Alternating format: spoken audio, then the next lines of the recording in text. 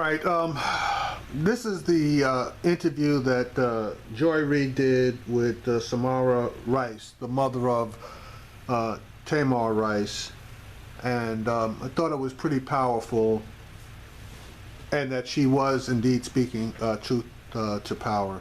Here we go. In the next few hours, thousands of people are expected to convene here in Cleveland for a demonstration of peace and unity. Participants will meet on the city's historic Hope Memorial Bridge and join hands in silence for 30 minutes. A solemn response to recent police shootings of African-American men and the killing of 5 police officers in Dallas. Ohio has often been at the center of the national debate on policing, with high-profile cases like the 2012 deaths of Timothy Russell and Melissa Williams, who were both unarmed when police fired 137 shots into their car during a high-speed chase. John Crawford, who was killed by police in 2014 while holding a BB gun at a Walmart in Ohio, an open carry state. And Samaria Rice, the 12-year-old shot by police while playing with a pellet gun in a Cleveland park in 2014. I spoke with Samira's mother, Samaria Rice, this week, and I asked her about her family, the election, and the GOP convention coming to her hometown. Yeah, just before that starts, those people all died. Not one of them did a damn thing wrong, and not one police officer was held accountable. And you tell me that that's justice?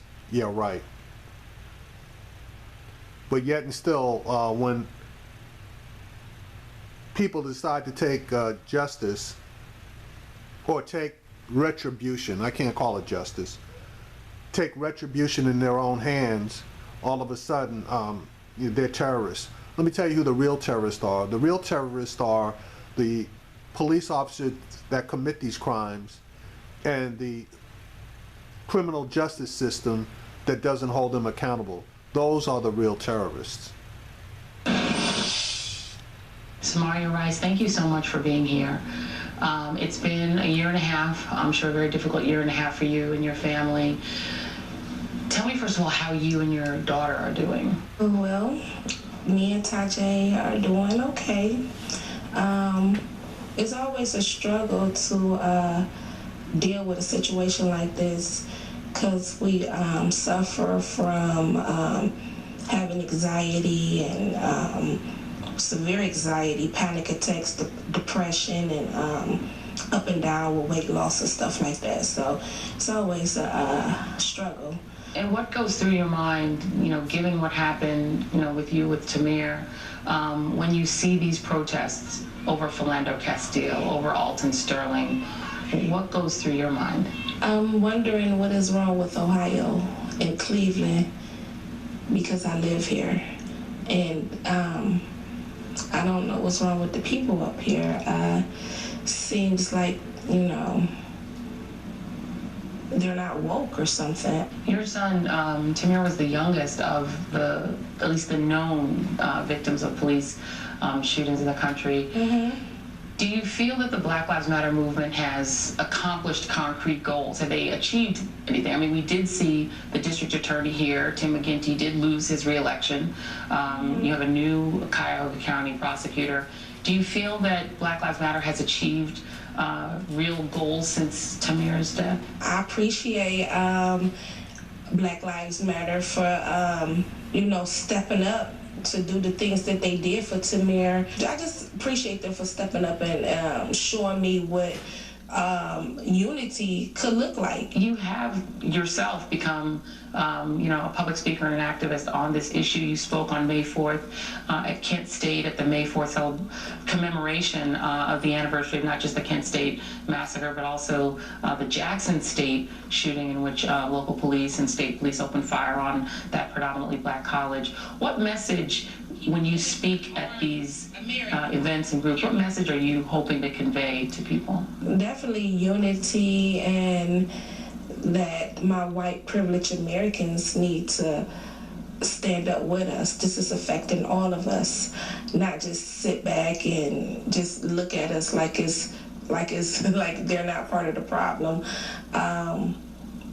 Just to to have some unity and some change across this nation. We're here on the eve of the Republican National Convention, so politics are on a lot of people's minds. On the Democratic side, you sat down with Hillary Clinton. You were among the mothers who've lost children to both gun violence in their communities and police-involved violence. What did you feel you got out of that meeting, if anything? I feel that she did hear us and she understand where we was coming from. But we need not for you to just understand, we need some action behind that. The President of the United States has had to speak numerous times about deaths of young black people and young black men, young black boys like your son. Give him a grade. How is the President doing on making progress on changing this environment in which families like you have to suffer this kind of tragedy? President Barack Obama, I don't know what you're doing. I don't know how you're able to sleep at night and just sleep and wake up and see that another murder has happened on behalf of the government and nobody is getting any justice at the Department of Justice. You know what I'm saying? I mean, he did some things, but that's fine. We're talking about lives being saved. So I don't even know what category to put him in. It's just I'm very disappointed with him. I'm very disappointed with him. Your governor, Governor Kasich, he's not weighed in tremendously on these issues of police-involved violence, but what would you tell the governor if he were here right now? That I'm very disappointed in him. He has not addressed not one of these police murders in the state of Ohio. He claimed to have a civil rights platform. We haven't heard nothing about it. A task force program, we haven't heard nothing about it. I'm just truly disappointed with these public officials in the state of Ohio. And Republicans are coming here to Cleveland, to this city where not only your son was killed, but not far from here, John Crawford III, the other cases that you talked about.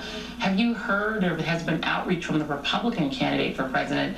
And if you did get that outreach, what would you want to hear? I don't really feel a need to endorse any of these presidents these candidates at this point.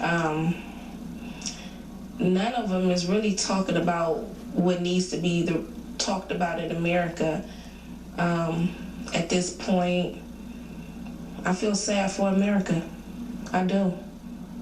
I really do. But if anybody, it would probably be Hillary, because she's a woman, and hopefully she can understand being a mom. Hopefully Donald Trump don't be the president. Lord Jesus, please don't let him be the president, because it's all going up in flames. I'm telling you, it's going to go up in flames right before their eyes. And are you worried about violence at the Cleveland Convention? I am. I heard that they was allowing people to carry their guns. I mean, this is an open carry state, but you going to allow them to carry their guns in the convention? That's a recipe for disaster. A recipe for disaster. But I won't be a part of none of the activities or festivities. I won't be nowhere around. Samaria Rice, thank you so much. I really appreciate your time. You're welcome. All right, so that truth to power. And Ms. Rice, you are not alone with your disappointment with Barack Obama, because he has disappointed a lot of people. And sometimes you can't do the quote unquote politically correct thing. That's just sometimes. Sometimes you have to step up and take a stand. And sometimes you got to let people know. And you're in a position to do that right now. So, it is what it is. Yeah, you are the president of the entire United States, but the entire United States includes black people, and we have our own issues. And we definitely were looking to you to at least try to help us in some of our issues. But you get a grade of an F, because you damn sure haven't helped us. And as a matter of fact, during your administration, it appears to us that things have gotten worse.